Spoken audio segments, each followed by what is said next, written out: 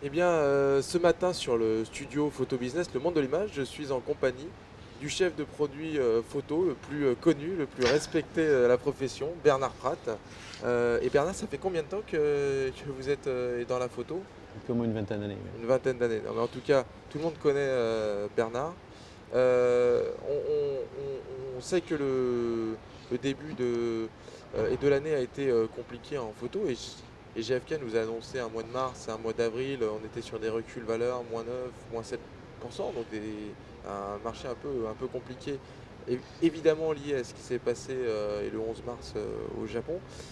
Vous, en tant que Fnac, pourtant les choses se sont plutôt pas trop mal passées, hein. Oui, je dirais pas trop mal passé. C'est vrai que le début de l'année s'annonçait quand même difficile. Et puis la catastrophe du Japon nous a pas rassurés sur ce premier semestre.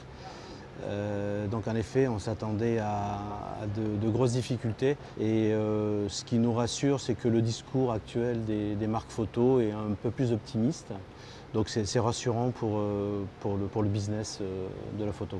Alors justement, ce qu'on voit aussi, et c'est ce qu'ont confirmé les marques ici sur ce MEDPI et 2011, c'est que, les approvisionnements ne seront pas si catastrophiques que ça, avec un retour à la normale et progressif d'ici septembre, mais en tout cas sur un grand nombre de références, une livraison Oui, normale. c'est ce qui est annoncé, oui, en effet.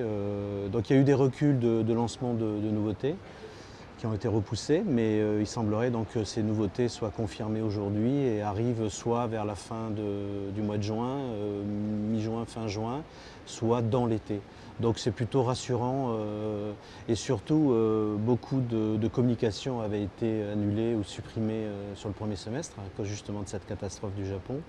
Et donc il semblerait qu'on puisse à nouveau reprendre de la part de voix, je dirais, sur la photo, en particulier sur les hybrides, les réflexes, sur le deuxième semestre.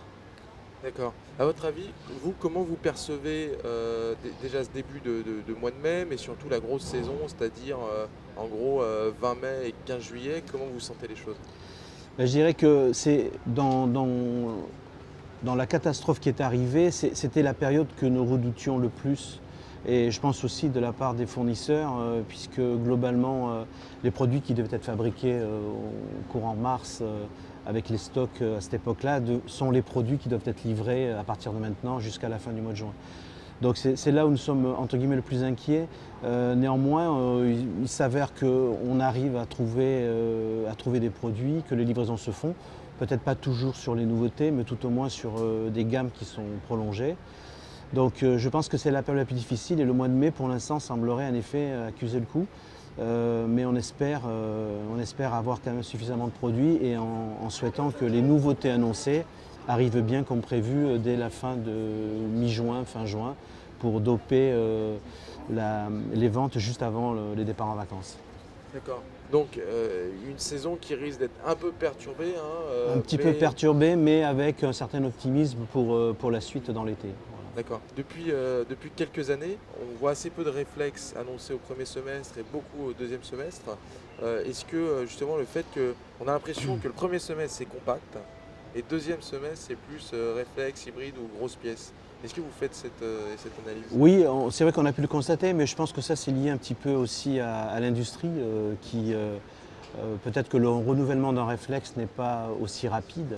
Donc on peut comprendre que les boîtiers sortent plutôt au deuxième semestre. Néanmoins, on a quand même vu l'arrivée cette année sur le premier semestre de deux nouveautés Canon. Oui, de Canon, un Voilà, Nikon. donc à part les nouveautés qui auraient pu arriver courant mai, qui sont repoussées, sinon on est quand même avec des annonces de nouveautés sur le premier semestre. Mais je crois que la fin d'année, le deuxième semestre sera beaucoup plus riche dans les annonces de nouveautés. Alors une dernière question, on sait qu'il y a une catégorie qui vous tient particulièrement à cœur parce que vous avez été assez précurseur, c'est l'hybride. Oui. On sait que vous avez des parts de marché qui étaient et très fortes en fin d'année. Vous en êtes où sur ce marché et comment vous voyez les choses? Bah, en fait, en effet, nous avons démarré très tôt parce que nous avons senti que ce segment était prometteur pour l'avenir par rapport aux tendances clients, à la recherche de produits à la fois performants mais de plus en plus légers, compacts. Donc pour nous, l'hybride répond bien à cette demande. Et donc on a consacré très, très vite 1 mètre de linéaire dans tous nos magasins. Et je crois que ça a été payant puisque l'année, en effet, a été plutôt bonne pour nous à la FNAC sur le segment des hybrides. Et on va continuer, évidemment. Merci beaucoup Bernard. Et puis rendez-vous pour faire un point, je pense, à la rentrée à partir de septembre. Merci Benoît. Merci.